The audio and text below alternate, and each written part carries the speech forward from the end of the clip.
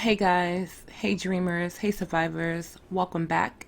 It's Michelle of A Dream Life, and I'm here to bring awareness to narcissistic personality disorder, help you to be able to identify it in your life, get it out of your life, or make sure it doesn't enter your life on a personal level and hook you in and ruin your creativity. And if this has already happened, I'm here to help you get the information that you need so that you could reignite your creativity and re-nurture your spirit.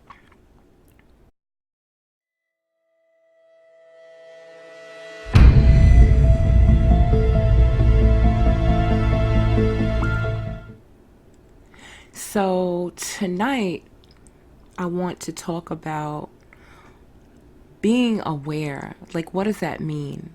So every generation we become aware of something new. Like I grew up in a generation where we started to become aware of autism, and different kind of, let's say, mental disruptions or psychological disruptions that would make a person different from us, that would make a person unique from us. And we understand that we have to deal with this person in a certain way, whether we find out about a new biological disease, mental disease, or personality disorder. Here's my thing with narcissism and why it's so important for everyone to now be educated about this disorder, psychopathy, sociopaths, and all of these different disorders. We need to raise our consciousness to be able to understand that these disorders, I can't say for certain whether or not they're spreading. I know that narcissism has been here from the beginning of time, but it's becoming more evident because so many people have suffered as a result of it. I have suffered for over 40 years from not being aware of narcissism. Had I been aware that this was an actual personality disorder, I could have saved huge chunks of my life. I could have saved reserve so much time for creativity, because people with narcissistic personality disorder cut off your ability to create, and there's many ways that they go about doing this. It's fear, it's a hostile environment, it's a distraction, and there's a lot. And so tonight I want to talk about being able to honestly identify these people in your life, because the problem with these narcissists is that they literally, not figuratively, they literally, in every sense of the word, operate on the other end of the energetic spectrum. That means, excuse me, that means that everything you know and that you think about human interactions are wrong. That means that you could have someone in your life that is pretending to be on the same frequency as you, just so they can get you hooked, so that they can have control and power over you. Had I known this, and had so many of us known this before, we could have saved ourselves from having children by these people. We could have saved ourselves from taking these people serious who made us feel like crap and trash. We could have possibly made better friendships. But as I discuss in my videos, there's a certain group of people who are predisposed to getting entangled with narcissists. And these are particularly people who grew up with a narcissistic parent. It's like you are molded and set up to go through life creating relationships with these volatile, disrespectful people. And so when we think of the narcissist, we have all kind of things in our head, but the truth is a narcissist doesn't care anything about you. And there's so many ways to figure out if you have a narcissist in your life, but when you're not aware of it, when you don't even know that this is a thing, that this is a possibility, this is how we get sucked up into these relationships, because we're thinking for the most part that everyone wants to be happy, that everybody wants to progress and move forward. We're not thinking that we could possibly be in a relationship with someone that is actually deceiving us, that is pulling wool over our eyes, right? And so let's say you get into a relationship with a narcissist, And for a while, it's going really, really well, because on average, narcissistic people can wear their masks anywhere from the time that they meet you up to 6 months before it falls off. But usually this mask slips off. This mask will slip off in between, and we'll see a side of this person that we're like, hey, what's going on? You know, we might see a coldness or a detachment or maybe a robotic way, something that doesn't make sense. It's like this person is not really connecting, right? Especially when it's like, let's say, an intense moment or a disagreement. You know, for some reason, it doesn't seem that this person gets you. And this is one of the first signs that you need to be checking this person out more thoroughly, because it's a red flag. Because our intuition usually lets us know when something is out of sync. But what happens is, because of cognitive dissonance, and I'm going to get into a video explaining how we subscribe to the idea of cognitive dissonance. I actually took a note to myself just now, how we even end up going through life subscribing to this idea. And this is why we have to be more open and understand that we don't know everything, and that we actually don't know anything. And when we meet people, we have to stop assuming that people are like us, or even if they're not exactly like us, empaths or empathetic people, that they have the potential to be, and that everybody has the same emotional capacity, right? Even if they're slower, we think eventually they'll catch up, but for the most part, we're on the same frequency, and it's not true. And this is what creates the cognitive dissonance when you're in a dispute with this person, let's say that you just met, or your own child, or anyone, and then you're getting this sense of, wow, this person doesn't get it, either because the person will say that they get it and then do the same behavior again, like cheating. I always like to refer back to cheating, because cheating in relationships is one of the most hurtful experiences that we all have to experience. Now, this is not to say that every cheater is a narcissist, but there's a certain way that a narcissist goes about cheating, or let's say when a narcissist gets caught. When a narcissist knows that they have you hooked emotionally, psychologically, physically, maybe even financially, and they have you bound inside of this, what we like to call spiritual tie or soul tie. Once the narcissist acknowledges and realizes that they have you in this type of bond, this is when their mask starts to slip off, right? And this is when the cognitive dissonance from the target, because I don't like to use the word victim, so you'll often hear me using the word target. But when the target starts to see that this person doesn't seem to really care about how they're making you feel, right?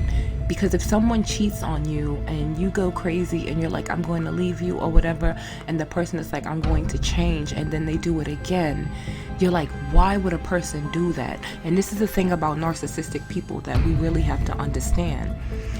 A normal person would not want to continue to hurt you. And the reason why the narcissist continues to hurt you, it's several reasons, but I'm going to talk about two right now.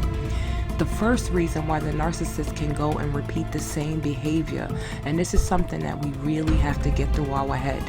The narcissist can repeat the same behavior, whether it's cheating or talking to you a certain way, or embarrassing you or disrespecting you in public, or promising you to pay part of a bill and then not paying it.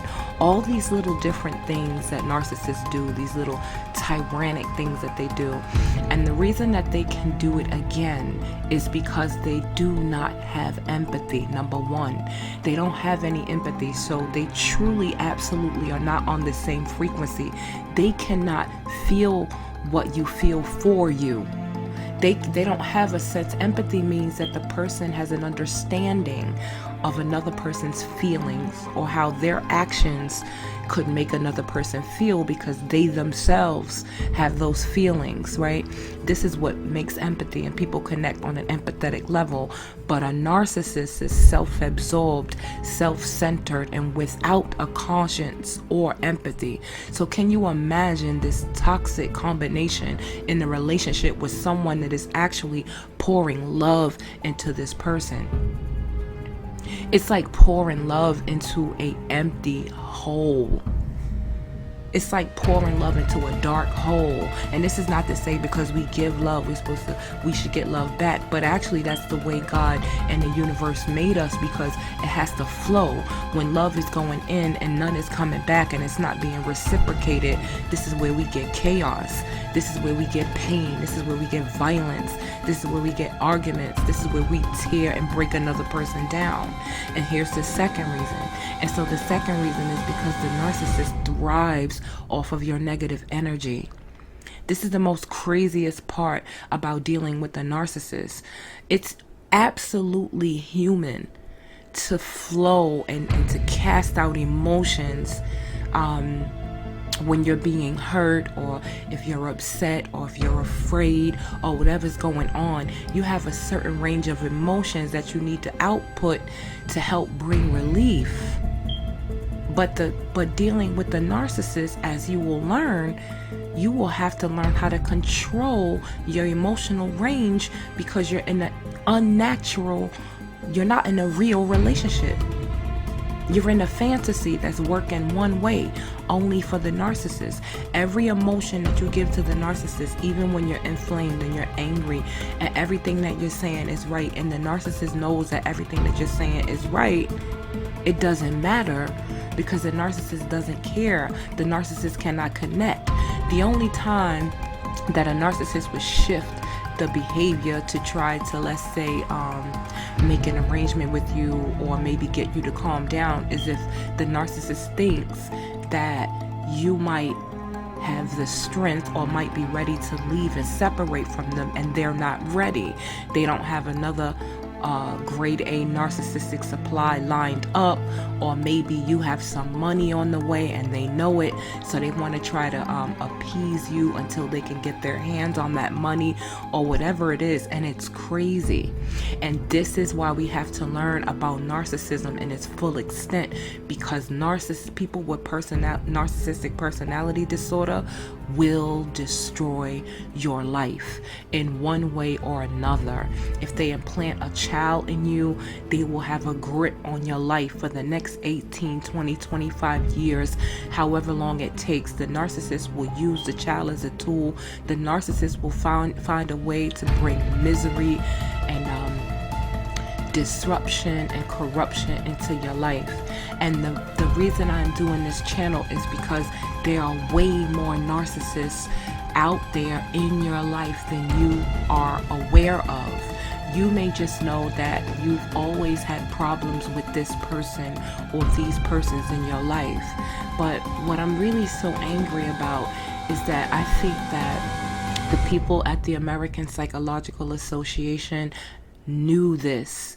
They know this. They know that this narcissistic problem is huge.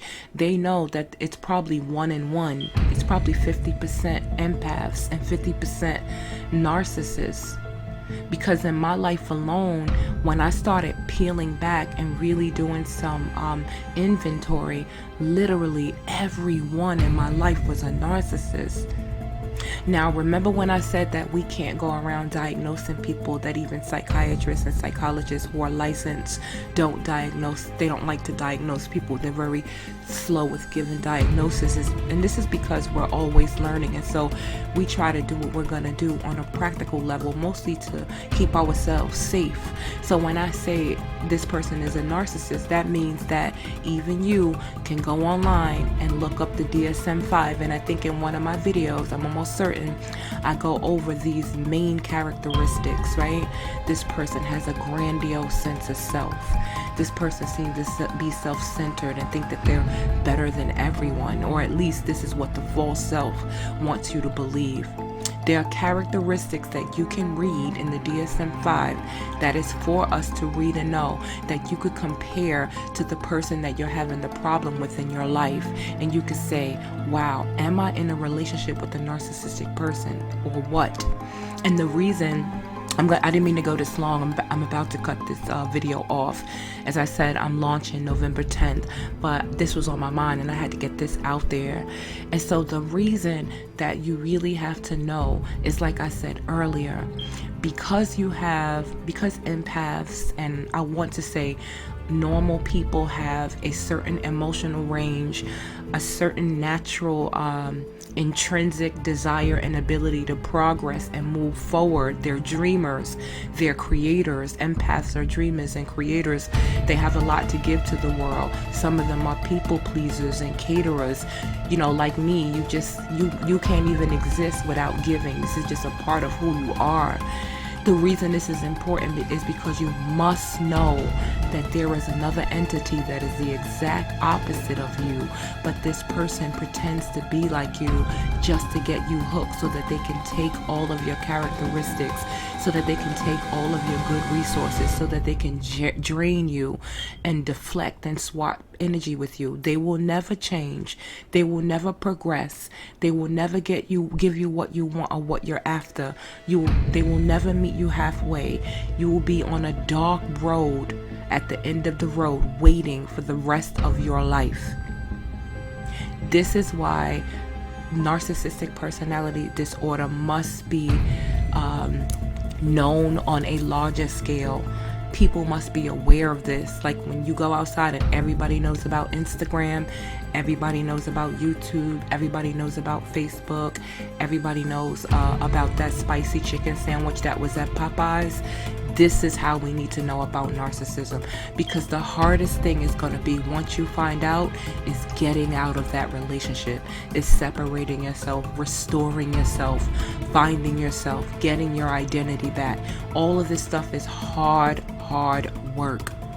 But first, you have to know that you're dealing with a narcissist. And I will put any money on the table that you already are. And you just think you're in a dysfunctional relationship. But it's more than that. And who's benefiting off hiding this disorder from us? Why are so many men in our community this way? Why are they so overly sexualized, so disrespectful, having babies everywhere, so late to marry and so quick to move in with you? Men go through this too. I'm focusing on the ladies in that last statement, but you get what I'm saying. So I'm gonna get up out of here, but it's gonna be a journey. It's gonna be a journey.